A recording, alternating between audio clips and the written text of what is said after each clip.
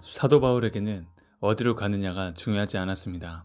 그는 언제든지 모든 것을 포기하고 훌쩍 떠날 수 있는 사람이었습니다.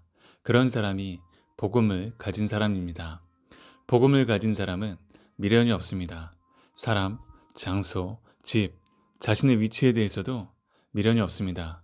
어떤 사람은 사무실에서 의자만 조금 움직여도 난리를 칩니다. 왜 그렇습니까? 장소와 일을 중요하게 생각하기 때문입니다. 그러나 우리에게는 일이나 장소가 중요하지 않습니다. 예수님이 중요합니다. 하라고 하시면 하고, 가라고 하시면 가고, 가지 말라고 하시면 가지 않으면 됩니다. 이들이야말로 그리스도의 사람입니다.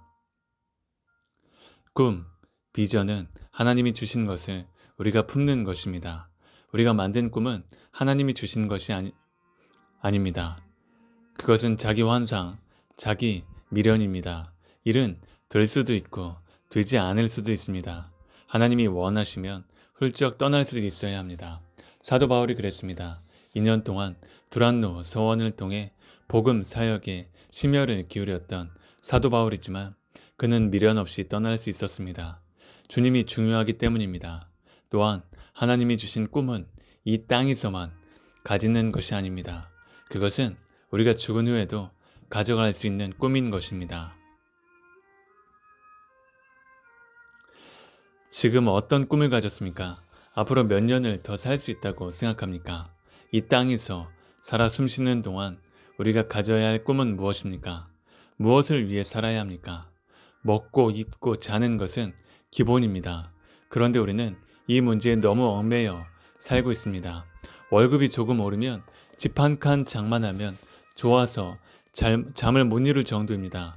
그런데 과연 이런 것이 당신의 꿈입니까? 자신의 인생, 젊음, 청춘, 모든 지혜와 지식과 경험을 다 쏟아부어 이루고 싶은 야망이 무엇입니까?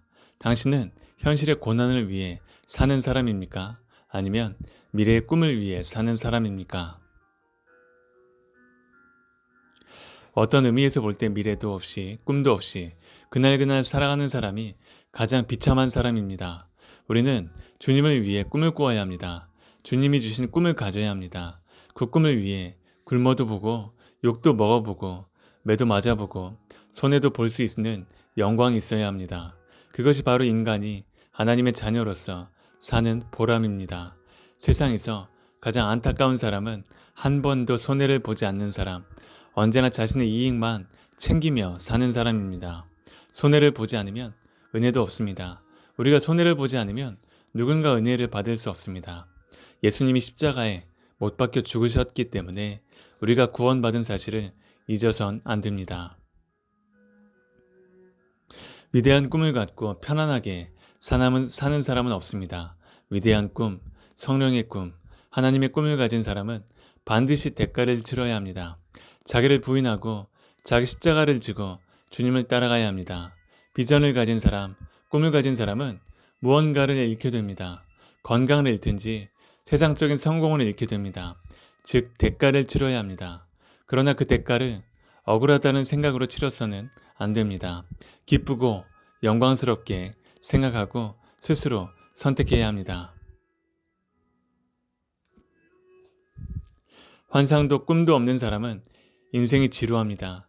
현재 자신이 하는 일이 고통스럽고 어렵다 할지라도 계속 밀고 나가면 열방에서 사람들과 축복이 몰려오는 환상을 품어야 합니다. 이런 관점에서 우리나라는 아직 희망이 있습니다. 우리 민족이 하나님을 신뢰하기 때문입니다. 환상이 있으면 세상은 달라집니다. 환상이 있으면 얼굴이 상기되고 흥분된 표정을 감출 수가 없습니다. 그곳에 감동이 있기 때문입니다. 산 정상에 오르거나 밤하늘에 반짝거리는 별들을 보면 가슴이 두근거립니다. 이것은 살아있다는 증거입니다. 예수님을 믿는 것도 이와 같습니다. 하나님을 생각하면 가슴이 두근거리고 그분이 주신 영광과 꿈과 비전을 보면 미래가 보이고 사람들이 몰려오는 환상이 보입니다. 이때 사람만 몰려오는 것이 아니라 재물도 같이 몰려옵니다. 영광과 성공과 축복이 같이 따라옵니다. 성령의 역사는 바람과 같습니다. 가을바람이 불면 깊은 산속의 나뭇잎이 빨갛게 물들기 시작하듯 바람이 불면 모든 것이 순식간에 바뀝니다. 또한 성령의 역사는 끌 수 없는 불, 멈출 수 없는 불과 같습니다. 은혜는 노력해서 얻을 수 있는 것이 아니라 바람이 불고 불이 쏟아져서 우리에게 주어지는 것입니다. 오순절 마가 다락방에서 120명의 사람이 성령 체험을 했습니다.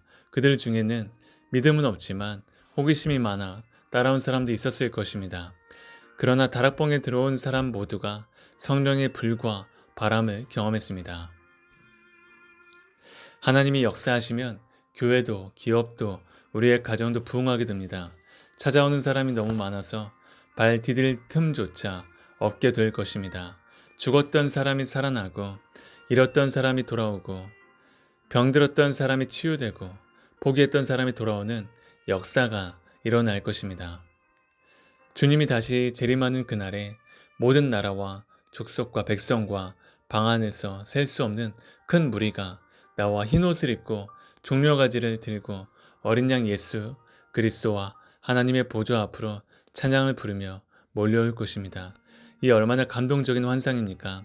이것이 역사의 완성입니다. 우리 그리스도인은 이런 환상을 가져야 합니다. 요즘은 자본주의가 우상이 되고 있습니다. 우리는 권력과 돈을 잘 써야 하는데 여기에 사탄의 영이 숨어 있기 때문입니다. 우리 그리스도인은 돈을 많이 벌고 비즈니스에서 성공하길 바라지만 돈과 비즈니스, 세상적인 권력에 말려들어서는 안 됩니다. 우리의 비즈니스 목표는 오직 하나님의 영광을 위한 것이어야 합니다.